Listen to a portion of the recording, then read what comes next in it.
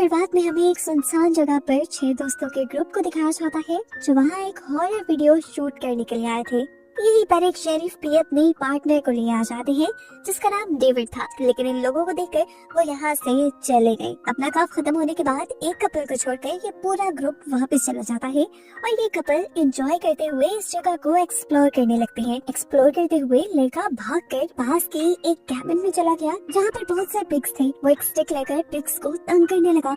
Pigs ने तंग होकर शोर मचा दिया और इतनी ही देर में यहाँ पर एक आदमी आ गया पिग्स की आवाज निकालते हुए। इससे पहले कि ये लोग पीछे मुड़कर उस आदमी पर ध्यान देते, वो आदमी अपने हाथ में पकड़े हुए बहुत बड़े से कटर को घुमाता है और इस लड़के का सर धड़ से अलग कर देता है। वो लड़की जो पास खड़ी थी वो डर से चिल्लाने लगी और अंदर की तरफ भाग गई, जबकि दूसरा आदमी अपना चाकू गोल गोल घुमाते हुए लड़की की तरफ पड़ता रहा और आखिर फिर उसने लड़के का भी गला काट के उसे मार दिया। मालूम होता है कि ये आदमी जिसने अभी 2 मर्डर किए हैं, ये लेस्टर नामी एक बूढ़े इंसान का बेटा है जो पिग्स का ये स्लॉटर हाउस चलाता था। लेकिन अब उसका काम बिल्कुल बंद हो गया है क्योंकि अब मॉडर्न एज में लोग स्लॉटर हाउस से मीट लेने के बजाय फैक्ट्री से प्रोसेस्ड मीट लेना शुरू कर चुके हैं। लेस्टर ने अपने काम में कोई भी अपग्रेडेशन नहीं की, इसलिए उसका ये स्लॉटर हाउस बिल्कुल बंद हो गया, जबकि उसकी जगह टॉम, जो कि उसका कॉम्पिटिटर है, उसकी मीट फैक्ट्रीज आजकल शहर में अरूज पर थी और वो अब लेस्टर की भी प्रॉपर्टी लेना चाहता था। पता चला है कि टॉम लेस्टर के ही अंडर पहले काम किया करता था, लेकिन फिर उसने अपनी मीट फैक्ट्री लगा ली और मॉडर्न तरीके इंट्रोड्यूस करवाए, जिसकी वजह से आज वो बहुत कामयाब था। लेस्टर का ये बेटा बडी, इसे हमेशा लेस्टर ने अपने स्लॉटर हाउस में पिग्स के साथ रखा था, इसीलिए वो अब नॉर्मल रहा ही नहीं था। वो पिग्स जैसी ही हरकतें करता था, यहाँ तक कि वो बोलता भी पिग्स जैसा ही था। उसने अभी जो 2 मर्डर भी किए थे वो भी इसीलिए कर दिए थे क्योंकि वो दोनों उसके पिग्स को परेशान कर रहे थे। अपने पिग्स के आगे उसे किसी चीज की अकल समझ नहीं है। फिर सुबह होने पर दिखाया जाता है आहिस्ता आहिस्ता उसकी बॉडी का कीमा बन गया। अब सीन कट होकर हमें क्लब में उन चारों के ग्रुप को दिखाया जाता है जो बार बार इस स्लॉटर हाउस में अपनी हॉरर वीडियो शूट करने के लिए आते हैं। वो क्लब में पार्टी कर रहे थे कि अचानक क्लब की लाइट चली गई क्योंकि यहाँ पर एक बहुत ही खौफनाक तूफान आया था।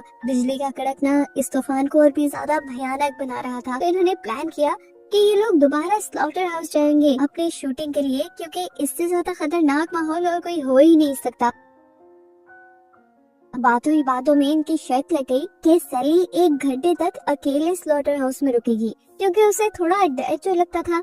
तो अब ये सब प्लान करके ये लोग आ गए स्लॉटर हाउस के अंदर। अब जिस टाइम सैली स्लॉटर हाउस के अंदर अकेली खड़ी थी तो बाकी दोनों लड़कों ने मिलकर उसे और भी ज्यादा डराने का प्लान किया। उन्होंने मास्क पहने और उसे विंडो से डराने के लिए पास आ गए। सैली भी वहाँ का सारा नजारा देखकर बहुत ज्यादा डर गई क्योंकि वहाँ पर मास्क पहना जो लड़का उसे तंग करने आया था, बड़ी ने पीछे से उसके सर के ऊपर वार करके उसकी बॉडी को 2 हिस्सों में काट दिया। अब तो उसे अपनी जान की फिक्र थी। वो यहाँ से भागी तो भाई से जाकर उसे लेस्टर ने पकड़ लिया, जबकि बडी ने आगे बढ़कर इनके ग्रुप के दूसरे लड़के को भी मार दिया। लेस्टर ने सैली को भी मार दिया था। अब इन चारों की इकलौती फ्रेंड इन चारों को ढूंढ रही थी और जब वो स्लॉटर हाउस के अंदर आई तो उसे कुछ समझ नहीं आई क्योंकि उसके तीनों दोस्तों की लाशें ऊपर छत से लटकाई गई थी। सीन कट होकर हमें शेरिफ के बारे में पता चला जिसे बहुत से लोगों की गुमने की रिपोर्ट मिल चुकी है। सबसे पहले तो वो कपल जिसे लास्ट टाइम स्लॉटर हाउस के पास देखा गया था, उसके बाद डेविड जो उस कपल के मर्डर की इन्वेस्टिगेशन करने गया था लेकिन अभी तक वापस नहीं लौटा, उसके बाद हैरोल्ड और टॉम। ऐसे में सारा का सारा शक शेरिफ का लेस्टर के ऊपर ही जा रहा था, इसीलिए वो भी इन्वेस्टिगेशन करने के लिए स्लॉटर हाउस जाता है और जाने से पहले वो अपने लिए बैकअप पुलिस की भी रिक्वेस्ट कर लेता है। यहाँ स्लॉटर हाउस के अंदर दिखाया गया कि ये लोग आखिरी बची हुई लड़की को टॉर्चर कर रहे थे क्योंकि वो शेरिफ की बेटी थी। अब इससे पहले कि ये लोग इस लड़की को भी मार देते, पीछे से आकर शेरिफ आवाज कर देता है। जैसे ही इनका ध्यान भटकता है तो वो लड़की भागने में कामयाब हो जाती है। अब उसे पकड़ने के लिए बड़ी उसके पीछे भागता है लेकिन तभी शेरिफ गोली चला देता है जिससे डरकर बड़ी वापस भाग गया। ये लोग अब भागकर उस जगह पर आ गए जहाँ पे इन्होंने पिग्स को बांधा हुआ था। शेरिफ अपनी बेटी को अपना प्लान बताता है कि तुम यहाँ से भाग जाओ, इतने में मैं इन दोनों को हैंडल करता हूँ, तब तक बैकअप पुलिस पे आ जाएगी। अभी ये प्लान बनाकर फ्री हुए थे कि पीछे से लेस्टर ने आकर शेरिफ के पेट में ही स्टैब कर दिया। अब इससे पहले कि वो इस लड़की के ऊपर भी हमला कर देता, वो लड़की यहाँ पर अपने डैड की गन उठाकर उसे ही शूट कर देती है। वो देखती है कि शेरिफ यानी उसके डैड अभी भी जिंदा थे। उन्हें बचाने के लिए वो उन्हें हॉस्पिटल ले जा सकती थी। उसने अपने डैड को गोद में उठाया और तेजी से अपनी कार की तरफ बढ़ गई। इससे पहले कि वो कार चलाकर यहाँ से चली जाती, वो लेस्टर दोबारा इनकी गाड़ी के सामने आ जाता है, जिसे वो मरा हुआ समझ रही थी। वो घबराती नहीं और तेजी से कार चलाते हुए लेस्टर को कार से नीचे धक्का देती है और उसके सर के ऊपर से ही अपनी कार चलाकर उसका सर क्रैश करके आगे बढ़ जाती है।